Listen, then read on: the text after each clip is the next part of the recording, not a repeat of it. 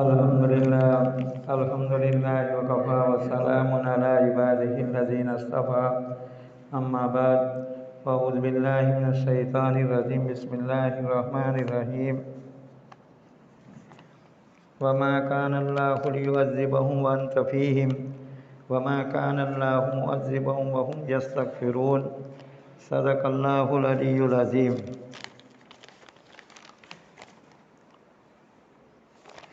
اللہ رب العزت کا بہت بڑا احسان ہے کہ اللہ تعالیٰ نے ہمیں اپنے گھر میں بٹھایا۔ اس وقت پوری دنیا میں حالات انتشار کا ہے اور پریشانیوں کا ہے، بلائیں اور آفتیں آسمانوں سے اتر رہی ہے۔ اس وقت جو ہے ان حالات میں ہر آدمی سوچتا ہے کیا کرنا چاہیے۔ دوسرا سوال، اس سے پہلے بھی ایسے حالات آئے ہیں کہ نہیں؟ اس وقت کے جو حالات ہیں اس سے بھی خطرناک حالات دنیا کے مختلف ملکوں میں آئے، اور مسلمانوں نے جب اللہ تعالیٰ سے اپنا ربط اور تعلق پیدا کیا، توبہ کیا اور گناہوں کو چھوڑ دیا اور صحیح راہ پر پڑ گئے، تو اللہ تعالیٰ نے حالات کو بدلے۔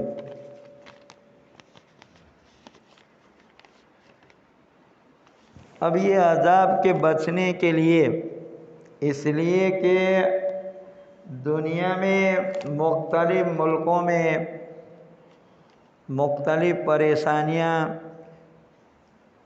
لوگوں پر آ رہی ہیں۔ بہت سے ملکوں میں مکہ بے گھر بنا دیا جاتا ہے، بہت سے ملکوں میں لوگوں کو نسل کشی کی جاتی ہے، بہت سے ملکوں میں لوگوں کو جیلوں کے سلاخوں کے پیچھے ڈال دیا جاتا ہے۔ یہ مختلف قسم کی پریشانیوں میں لوگ دوچار ہیں، لوگوں پر یہ پریشانیاں آ رہی ہیں، تو ہوتا یہی ہے کہ کرے کیا؟ قرآن کریم میں حق تعالیٰ نے کچھ ہمیں احکام بتلائے، علاج بتلایا کہ عذاب کم آوے کب نہ آوے۔ عذاب آتا ہے گناہوں سے۔ جب آدمی اللہ کو ناراض کر دیتا ہے تو اللہ تعالیٰ پھر دنیا میں عذاب بھیجتے ہیں۔ پچھلی قوموں کی ہلاکت کا قرآن نے ذکر کیا اور کہا فَلَمَّا آسَفُونَا فَانْتَقَمْنَا مِنْهُمْ، کہ ان لوگوں نے ہم کو ناراض کیا، ہم نے ان سے بدلہ لیا۔ تو یہ صاف بات کہ جب ہم اللہ کو ناراض کریں تو پھر اللہ تعالیٰ پریشانیاں، بلائیں، آفتیں ڈال دیتے۔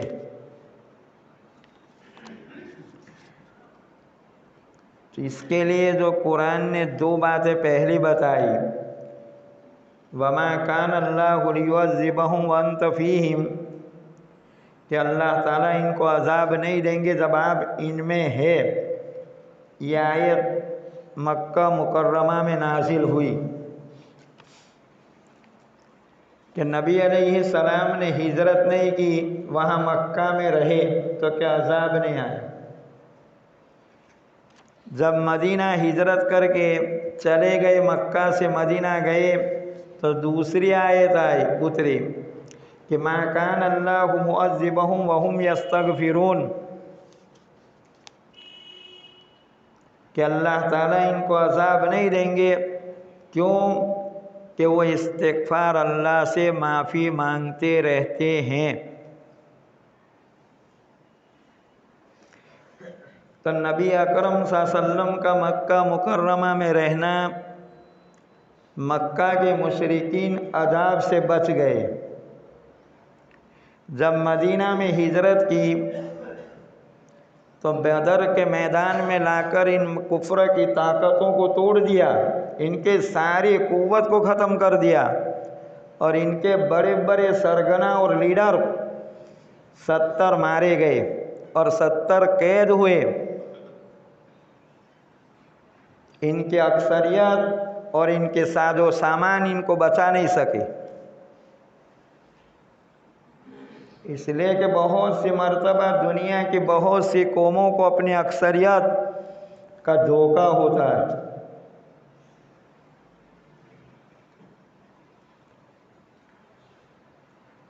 تو یہ اللہ تعالیٰ نے کر کے دکھلایا۔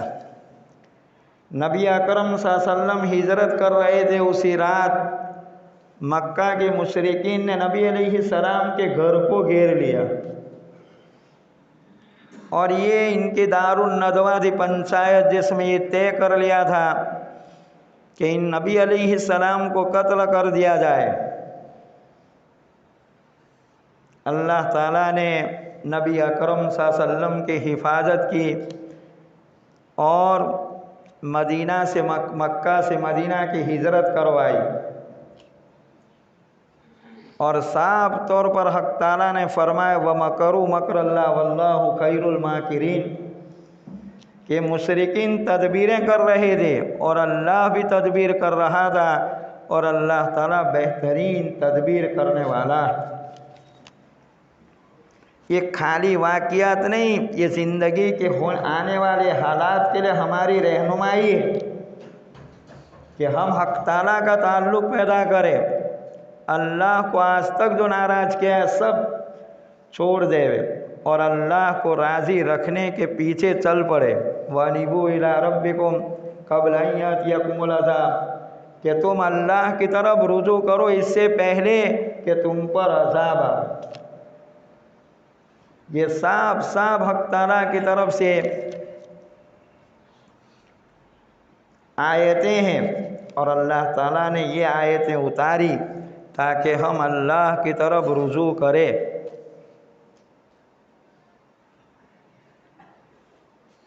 تو یہ علاج میں ایک تو نبی علیہ السلام کیا آپ کا موجود رہنا مکہ کے مشرکین کے عذاب کے لیے رکاوٹ رہی۔ مدینہ میں ہجرت کی تو کچھ مسلمان جو کمزور تھے وہ رہ گئے تھے اور وہ اللہ کے سامنے آہوزاری کر رہے تھے، تو یہ مشرکین عذاب سے بچ گئے۔ ما کان اللہ معذبہم وہم یستغفرون، کہ اللہ تعالیٰ ان کو عذاب نہیں دیتا، وہ استغفار کرتے۔ تو ایک تو یہ بات، اب مشرکین اور اللہ کا جو اللہ رب العزت کے منکرین جو ہیں، اگر یہ استغفار کرے بھی تو دنیا میں عذاب سے بچ جائیں گے، آخرت میں نہیں۔ یہ آیت کے دوسرے مفسرین نے لکھا ہے کہ مکہ کے مشرکین طواف میں غفرانک کہہ رہے تھے، اغفر غفرانک، یہ اللہ تو معاف کر دے۔ یہ مشرکین کا استغفار اور اللہ کو کہنا معاف کر دے، ان کو عذاب سے بچا لیا۔ اب ہم سمجھنے کی بات ہمیں یہ ہے کہ ایک بے ایمان جب اللہ کو غفرانک کہتا ہے تو ان پر عذاب بچ جاتا ہے، تو مسلمان اگر اللہ سے معافی مانگے، حدیث شریف میں ہے کہ کوئی مسلمان کہے اللہم اغفر لی، تو حق تعالیٰ فرشتوں کو کہتے ہیں دیکھو میرا بندہ جانتا ہے کوئی پکڑنے والا ہے، میں نے اس کی مغفرت کر دی۔ تو یہ پہلے نمبر پر کہ ہم اللہ کے سامنے آہوزاری کریں اور اللہ کو خوب راضی کر لیں۔ یہ استغفار جو ہے اللہ کے سامنے معافی مانگنا، یہ عذاب کو ہٹا دیتا ہے۔ جن بستیوں میں لوگ اللہ کے سامنے آہوزاری کرتے ہیں وہاں اللہ عذاب ہٹا دیتے ہیں۔ تو ہم اللہ رب العزت سے اپنے گناہوں کی معافی مانگے تو یہ عذاب ہٹ جاوے۔ پھر گناہوں سے معافی تو مانگے اور یہ ارادہ کرے کہ اب گناہ نہیں کریں گے۔ اور گناہ جو کیے ہیں وہ دو قسم کے ہوتے ہیں، مخلوق کے حقوق، کسی کا قرضہ ہے، کسی کا چوری کا مال لے لیا، چوری کر کے ظلم کر کے لے لیا ہے، یا کسی کی امانت سے خیانت کر لی، جس طرح بھی مخلوق کے حقوق، بہنوں کے حقوق نہ دیا ہو۔ بہت سی مرتبہ باپ جو ہیں بیٹوں کو دے دیتے ہیں اور بیٹیوں کو محروم کرتے ہیں، یہ باپ کا ظلم ہے۔ نبی اکرم صلی اللہ علیہ وسلم کے پاس نعمان ابن بشیر رضی اللہ عنہ اپنے بیٹے کو لے کر گئے کہ میرے بیٹے کو میں نے یہ غلام دیا ہے، آپ گواہ رہو۔ نبی اکرم صلی اللہ علیہ وسلم نے فرمایا آپ کی کوئی اولاد ہے کہ ہاں، کہ سب کو دیا کہ نہیں، کہ مجھ کو ظلم پر گواہ مت بناؤ۔ یہ باپ کا ظلم ہے، اس کو سمجھے برابر جان سے، ورنہ ہم شہر میں لوگ ہمارے پاس فتویٰ سوال پوچھتے ہیں کہ ہمارے باپ نے ہم بھائیوں کو دیا، ہم کو نہیں دیا۔ یہ باپ کا سراسر ظلم ہے، کان کھول کر سنیں ہم، اور جو لوگ ایسا کرتے ہیں اپنی بیٹیوں کو دے دے، یہ ظلم ہے۔ اور اس وقت جو ہے بڑا مسئلہ جو ہے NRC ہو یا سامان سول کوڈ ہو، یہ NRC میں لڑکیوں کے لیے ثبوت کے لیے باپ کی زمین میں حصہ ہونا شرط ہے۔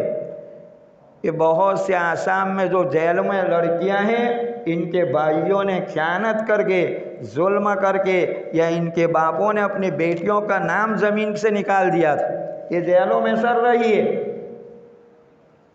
کہیں ایسا ہم نہ کریں، اس لیے ہم اپنا نام ہے، پنچایت میں ہو، اسکول میں ہو، آدھار کارڈ میں ہو، یہ صحیح کر لے۔ حالات کے تغیر اور تبدیلی میں دیر نہیں لگتی، اس کو پہلی فرصت میں کرے، تاکہ کہیں ایسا نہ ہو کہ باپ کا نام کچھ لکھا ہے، بیٹے کا کچھ نام، پھر پریشان ہو جائیں گے۔ نہ حقوق جو ہے، آسام میں ایسا ہی ہوا، بہت سے غافل لوگوں نے اپنی غفلت کی، لاکھوں روپیہ دیتے، ایک جو ہے دستاویز میں نام نہیں آ رہا، نہیں کر رہے ہیں۔ تو اس لیے یہ جو ظلم ہے بہنوں پر، لڑکیوں پر یا بھائیوں کے ذریعے، باپ اگر کر رہا ہے دباؤ میں آ کر، تو باپ کے لیے تو بیٹی بھی برابر، بیٹا بھی برابر۔ اس لیے زندگی میں دے تو فتویٰ تو یہی ہے کہ باپ اپنی لڑکے کو جتنا دے، لڑکیوں کو بھی اتنا دے۔ یہ شریعت کا حکم ہے۔ ہاں بھی نہیں کرنا ہو تو وہ جانے اپنا کام، وہی ایسا نہ ہو کہ پھر رونے کا وقت نہ آوے اپنے آنکھوں کے سامنے، پھر رونے کے وہ حالات۔ جب آدمی اللہ کو ناراض کرتا ہے تو حالات بگاڑتے ہیں اللہ۔ تو پہلے نمبر پر یہ استغفار میں لڑکیاں ہو یا لڑکا ہو جس پر ظلم کیا ہو، تو باپ کو چاہیے کہ دے دے۔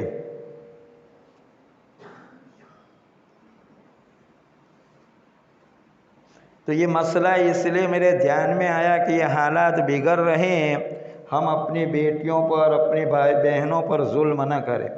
یا پھوپھی کا نہیں دیا وہ دے دے حصہ۔ ایک تو یہ بات توبہ میں جو ضرورت ہے کہ لوگوں کے حقوق ادا کر دے، اور اللہ کے حقوق، نمازیں باقی ہے تو قضا کرنا شروع کر دے، روزہ باقی ہے تو قضا کرنا شروع کر دے، اور کسی کا قرضہ ہے، دکانداروں کا ہو، ڈاکٹروں کا بل ہے، کہ اس کو ادا کریں۔ ہم منڈپ سروس والے کہتے ہیں کہ آدمی نے شادی کر لی، اس کے بیٹے نے شادی کر لی، تو بھی ہمارے پیسے دونوں کے باقی۔ اس وقت روئے زمین پر بہت سے بے ایمانوں کی طرف سے یہ کہا جا رہا ہے کہ مسلمان دھوکے باز ہے، پیسے نہیں دیتا، تو ایسے ماحول ہم نہ بناوے، دے دے۔ ایک مسلمان کا کسی یہودی سے پیسے مانگ رہا تھا، 40 لاکھ روپیہ جو ہیں ڈالر، وہ دے نہیں رہا تھا، کیس کیا تو بھی نہیں حل ہوا۔ کسی نے کہا ان کے پنڈت کو پاس جا، ان کے پادری کے پاس، وہ دلوا دے گا۔ گیا، پادری نے اس کو بلایا، کان میں ایک بات کہی تو پیسے دے دیا۔ اس مسلمان نے پوچھا کہ تجھے کیا کہا؟ کہ کچھ نہیں۔ کہ کچھ تو کہا؟ کہ نہیں، یہ آپ کے کام کی بات نہیں۔ کہ کام کی نہیں تو سننا ہے، کام کی تو نہیں سننا۔ کہ اس نے پنڈت پادری نے مجھے یہ کہا کہ تو بھی مسلمان ہو گیا ہے کیا، اس لیے دے دیا۔ یہ ہمارے کلچر ہو، ہماری تہذیب ہو، ہمارا تمدن ہو، ان گناہوں کو جو ہے گنہگار نہ بناوے، بلکہ ہم لوگوں کے حقوق دینا شروع کر دیں تو یہ توبہ جو ہے عذاب کے بچانے والی چیز ہے۔ یونس علیہ السلام نے دعوت دی اور قوم نے نہیں مانا، پھر یونس علیہ السلام جو ہیں بستی چھوڑ کر چلے گئے تو قوم نے توبہ کی، اللہ تعالیٰ نے یہ جو ہیں ان کو عذاب کے آثار دکھا کر ختم کر دی۔ یہ مثال ہے کہ جب بندہ اپنا اور خدا کے درمیان میں صحیح تعلق پیدا کر دیتا ہے اور مخلوق کے حقوق کو ادا کر دیتا ہے تو پھر حق تعالیٰ شانو جو ہیں عذاب کو ہٹا دیتے۔ اس لیے اس آیت میں بھی یہ ہے کہ بندے جو ہیں اللہ تعالیٰ سے مغفرت مانگتے رہے تو اللہ تعالیٰ عذاب کو نہیں دیتے۔ اس لیے حدیثوں میں ہے نبی علیہ السلام کے جو ارشاد گرامی ہے کہ جن بستی پر اللہ عذاب بھیجنے کا ارادہ کرتا ہے وہاں دیکھتے ہیں کہ وہاں کے لوگ رات کوٹ کر اللہ کے سامنے معافی مانگتے ہیں، مسجدوں کو آباد کرتے ہیں تو اللہ تعالیٰ عذاب کو ہٹا دیتے ہیں۔ مسجدوں کو آباد کرنا، ہم خود نماز پڑھے، ورنہ ہم دیکھتے ہیں مسجد کے قریب رہتا ہے نماز میں گائے۔ کئی لوگ تو سالوں کے سال مسجد میں نہیں آتے، جماعت میں دکھائی نہیں دیتے، مسجد کی جماعت ہو رہی دکھائی نہیں، پتہ نہیں کس کے لیے مسجد بنائی ہے۔ تو یہ مسجدوں کو آباد کر، ہم خود نماز پڑھے، اپنے اولاد ہیں ان کو بھی نماز کی تلقین کرے، بڑی ہو گئی ہے 10 سال کے اوپر مار کر پڑھائے۔ یہ مسجدیں جو ہیں اس کی آبادی ہماری لیے رحمت ہے، ورنہ مسجدوں کو برباد کیا جاتا ہے تو وہ عذاب کی دعوت ہے۔ نبی اکرم صلی اللہ علیہ وسلم نے مدینہ کی ہجرت کی، پھر سن 6 ہجری میں صلح حدیبیہ ہوا، مکہ کے مشرکین نے بیت اللہ میں طواف کرنے سے روک دیا کہ اگلے سال آنا، تو پھر حق تعالیٰ نے ان کو کہا کہ اب یہ عذاب کے لیے کوئی رکاوٹ نہیں۔ وَمَا لَهُمْ أَلَّا يُعَذِّبُهُمُ اللَّهُ وَهُمْ يَصُدُّونَ عَنِ الْمَسْجِدِ الْحَرَامِ، کہ ان کو عذاب کیوں نہ دے، وہ اللہ مسجدوں سے روکتے ہیں۔ یہ عذاب کے قابل ہو چکے تھے مکہ کے مشرکین۔ یہ مسجدوں کی جو بربادی کی جاتی ہے، دنیا کے کوئی بھی ہو، جو مسجد قیامت تک کے رہے گی، اور اس کے برباد کرنے والے کوئی بھی ہو، حق تعالیٰ سامنو ایسے انسانوں کو جو مسجدوں کو برباد کرتے ہیں دنیا میں عذاب دیں گے۔ یہ مسجد قیامت تک کے لیے رہے گی، چاہے اس کو بدل دی جاوے، مسجدیں قیامت تک کے لیے مسجدیں ہیں، اور مسجدوں کی حفاظت جو ہے ہمیں کرنے کی ضرورت ہے۔ ہم اپنی مسجدوں میں نماز پڑھیں، اور مسجد میں آباد کرنے والی جو محنتیں ہیں تبلیغ کی ہیں، اس محنت میں لگے، مسجد میں گشت ہے، ان چیزوں کو ہم کریں۔ تو مسجدوں کی آبادی جو ہے یہ بستیوں کی آبادی ہے، تو یہ اس وقت کے جو حالات میں چند کام ہمیں کرنا، ایک تو استغفار خوب کرے، اللہ سے خوب معافی مانگے، دوسرے نمبر پر توبہ کرے، گناہ کو چھوڑ کر صحیح راہ پر جائے اور لوگوں کے حقوق کو ادا کرے، اور جو لوگوں کا ہڑپ کر لیا ہے، چاہے خیانت کے ذریعے ہو، چوری کے ذریعے ہو، چاہے ظلم کے ذریعے ہو، سود کے ذریعے ہو، یا وراثت نہ دے کر اپنی بیٹیوں کو یا اپنی بہنوں کو جو محروم کیا دیوے، تو یہ دوسرا عمل توبہ ہے۔ تیسرا عمل جو ہے اللہ تعالیٰ کے عذاب سے بچنے کے لیے کہ ہم اپنے ایمان کی کامل ایمان کی دعائیں کریں، اور ایمان جو سلب ہو جاتا ہے ایسے گناہ سے بچے، ورنہ ہم لوگ گناہ کو سرسری سمجھتے ہیں، تو اس کو سرسری نہ سمجھے، بلکہ ہمیں ہر گناہ جہنم میں لے جائے گا۔ کوئی گناہ جو ہے، ہر گناہ میں یہ صفت ہے کہ آدمی کو دوزخ میں پہنچا دے گا، اس لیے خوب معافی مانگے۔ زبان کا گناہ ہو، دل کا گناہ ہو، ہاتھ کا گناہ ہو، پیر سے گناہ کیا، شرم گاہوں سے جو گناہ، خوب گناہ کو کیا، جو گناہ ہم نے کیا اس سے توبہ کر لیں اور گناہ کی معافی مانگ لیں۔ تو یہ گناہوں کو چھوڑنے کا اس وقت جو ہے کچھ نہ کچھ ہم صدقہ بھی دے، تیسرا عمل صدقہ دیوے، غریبوں کو، یتیموں کو، بیواؤں کو دیوے، مساجد میں دیوے، مدارس کی مدد کریں، یہ کرنے کے کام ہیں کہ مدارس میں دیوے، تاکہ مدارس جو ہیں دین کے قلعے ہیں، یہ ہمارے تشخص میں کہ اس سے ہمارا تشخص باقی رہے گا کہ مسلمان ان مدارس دین کے قلعے ہیں، یہاں ہوں گے تو دین پھیلایا جائے گا، دین کی نشر و اشاعت ہوگی، اللہ کے احکامات کو زندہ کیا جائے گا، اسی سے تبلیغ ہوگی، ورنہ جاہل آدمی کیا تبلیغ کرے۔ اس لیے ان مدارس میں پڑھنے والے، محنت سے جو لوگ پڑھتے ہیں وہ اللہ کے دین کی بہترین خدمت کر سکتے ہیں، اس لیے ان مدارس کی جو ہیں حفاظت، اسی طرح مساجد ہیں ان کی حفاظت، ہم پڑھیں نمازیں اور مسجدوں کے آباد کرنے کی فکر کریں۔ تو ایک تو یہ 3 عمل ہیں، دوسرے علماء نے اور بھی چیزیں لکھی ہیں، نبی علیہ السلام نے بتایا کہ پریشانیوں میں اللہ اللہ ربی لا اشرکو بہ شیئا پڑھے، مانگے اللہ سے، اللہ اللہ ربی، کہ اللہ میرا پروردگار ہے، لا اشرکو بہ، میں شرک نہیں کرتا اس کے ساتھ، یہ پڑھے، لا الہ الا انت سبحانک انی کنت من الظالمین پڑھے۔ یہ قرآن میں جو واقعہ سنا ہے انبیاء کی، اس میں ہمیں یہ سمجھایا، حضرت یونس علیہ السلام کو مچھلی کے پیٹ میں جو مچھلی نکل گئی، پھر یہ دوسری مچھلی اس کو نکل کر تہہ میں لے گئی، انہوں نے اللہ کو پکارا تو اللہ نے باہر نکال دیا، اور قرآن میں ہمیں حق تعالیٰ نے جو رغبت دلائی اور ہمیں اللہ نے اپنی طرف جو ہے اکسایا کہ ہم اللہ کی طرف آویں، ہم پریشانیوں میں اسی ذات کی طرف توجہ کریں۔ وَكَذَلِكَ نُنْجِي الْمُؤْمِنِينَ کہا کہ ایمان والوں کو اسی طرح نجات دیتے ہیں۔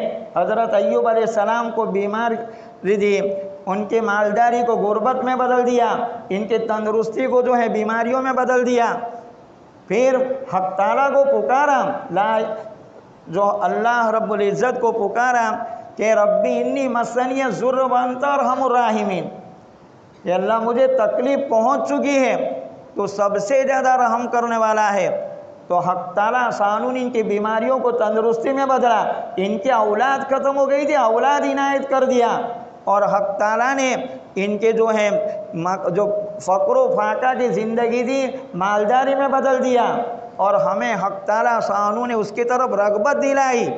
وذکریٰ للعابدین کہا کہ عبادت گزاروں کے لیے نصیحت ہے، جو اللہ کی عبادت کرتا ہے کبھی مایوس نہ ہو، اللہ ہی سے مانگے، اللہ ہی کرتے ہیں۔ اسی طرح وذکریٰ لأولی الالباب کہا، عقل مندوں کے لیے نصیحت ہے، ذرا بھی عقل رکھتا ہو کہ ساری کائنات میں جو ہے اللہ کرتے ہیں، سارے خزانے اس کے پاس ہے۔ وَإِن مِّن شَيْءٍ إِلَّا عِندَنَا خَزَائِنُهُ، سارے خزانے عزت کے، روزی کے، موت کے، تندرستی کے، بیماری، اولاد، سب وہی اللہ ہی کرتے ہیں۔ اس ذات کی طرف توجہ کرنے کی ضرورت ہے اور اسی سے مانگنے کی ضرورت ہے، اس سے اپنا تعلق کو پیدا کرنے کی ضرورت ہے۔ تو یہ خالی واقعات نہیں بلکہ ان سے ہم نصیحت حاصل کریں۔ اس وقت کے حالات میں یہ چیزیں کرنے کی ہے کہ انتشار کے سالات میں اللہ سے معافی مانگنا، اللہ توبہ کرنا اور صدقہ دینا، لوگوں کے حقوق کو ادا کرنا، اس کا ہم طے کرے کہ دیں گے۔ ہمارے اعمال جیسے حکمران ایسے جو ہیں اللہ تعالیٰ جو ہے حکمرانوں کو مسلط کر دیتے ہیں، اس لیے ہمیں اس کی طرف توجہ نہیں۔ حدیثوں میں کہ تم حکمرانوں کو گالیاں مت دو، اللہ تعالیٰ حدیث قدسی میں میری طرف متوجہ ہو جاؤ، میں ان کے دلوں کو بدل دوں گا۔ اسی طرح ہمیں دوسری چیزوں کو، ایک عورت ہوا کو گالیاں دی، نبی علیہ السلام نے منع کیا کہ ہوا تو معمور من اللہ کی طرف سے معمور ہے، تو حکمرانوں کو گالیاں دینا، زمانے کو گالیاں سے منع کیا کہ زمانوں کو گالیاں مت دو، اللہ کہتے میں ہی زمانہ ہوں، میں ہی اس کو بدلتا ہوں، میں ہی زمانے کو بدلتا رہتا ہوں، اس لیے زمانے کو گالیاں دینے سے منع کیا تاکہ ہم اسی طرف توجہ کے بجائے اللہ کی طرف متوجہ ہوں۔ تو یہ کام کرنے کے ہیں، اللہ تعالی ہمیں عمل کرنے کی خوب توفیق نصیب فرمائے۔ چند اعلانات ہیں۔ ایک تو ہمارے دارالعلوم کا یہ جلسہ جو سالانہ ہے، اس میں مفتی شعیب اللہ خان صاحب مفتاحی، حضرت مولانا مسیح اللہ خان صاحب، حضرت مفتی مظفر حسین صاحب رحمۃ اللہ علیہ کے خلیفہ ہے، جو مولانا اسد اللہ صاحب کے خلیفہ تھے، اور وہ حضرت تھانوی کے سلسلے کے بزرگ ہیں۔ تو پیر کا دن ختم ہو جاتا ہے، اسی شام کو عشاء کے بعد جلسہ ہے، تمام حضرات کو آنے کی درخواست ہے۔ دوسرا ایک اعلان، آج گلاوٹی میں مولانا ابراہیم صاحب اودیا کا بیان ہے۔ ایک تیسرا اعلان، حج میں جانے والے تمام لوگوں کا جوڑ شفا ہاسپٹل کے پاس رابعہ مسجد میں ہر جمعہ کے دن عشاء کی نماز کے بعد فوراً ہوگا، اس لیے خصوصی گزارش ہے کہ جمعہ کے دن عشاء کی نماز کے بعد رابعہ مسجد میں پڑھنے کی فکر کرے حج میں جانے والے۔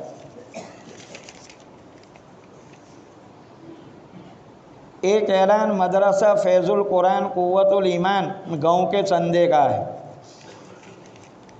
ایک اعلان کاشف العلوم مانگرول مفتی داؤد صاحب فقیرہ کا یہ مدرسہ ہے، اس میں جو جلسہ 21 فروری بدھ کے دن عشاء کی نماز کے بعد جامعہ کی مسجد میں ہوگا۔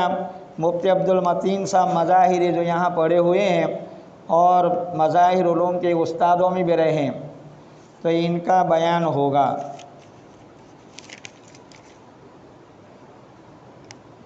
تو یہ دوسرے بھی کچھ اعلانات ہیں۔ ان اعلان میں ایک مفتی رشید صاحب اجمیری دامت برکاتہم جو ہیں 22 فروری جمعرات کے روز صبح 8:30 بجے یہ جلسہ جو ہے ابراہیم باپو کے مدرسے میں ہے، وہاں طلبہ قرہ یہ لوگ فارغ ہو رہے ہیں، تو ان میں یہ حضرت جو ہے مولانا رشید صاحب اجمیری رحمۃ اللہ علیہ نقشبندیہ سلسلے کے بزرگ ہیں اور یہاں آتے رہتے ہیں، راجر کے شیخ الحدیث بھی ہیں، تو یہ ان میں ہم پہنچے۔ ایک اور بھی 2-4 اعلانات ہیں، تو اب اعلانات بہت ہیں، ہم جو ہیں یہ اہم اعلانات تھے اس لیے ہم اس کو لیے۔ دوسرے جہاں اعلانات ایسے بھی ہوتے ہیں کہ وہاں ناچ گان کرائے جاتے ہیں، تو ایسے لوگوں کے جہاں ہم دیکھیں ہمارے پیسے کہاں جا رہے ہیں، کہیں ایسے تو نہیں کہ ہم ناچ گان والوں کو دیتے ہیں، ہم اپنے حلال کی کمائی کو اس جگہ پر لگائے جہاں دین کا کام ہو جاؤ۔ تو یہ ایک اہم یہ اعلان ہے کہ ایک اور آخری اعلان یہ ہے کہ دارالعلوم تارا-پور جو ہیں ہمارے گجرات کا قدیم ادارہ ہے، اور وہاں حضرت شیخ الحدیث مولانا عبدالاحد صاحب تارا پوری رحمۃ اللہ علیہ کئی سال تک بخاری شریف پڑھائی، ان کے چندے والے بھی آئے ہیں، ان کو دل کھول کر مدد کرے۔ اللہ تعالی ہمیں عمل کرنے کے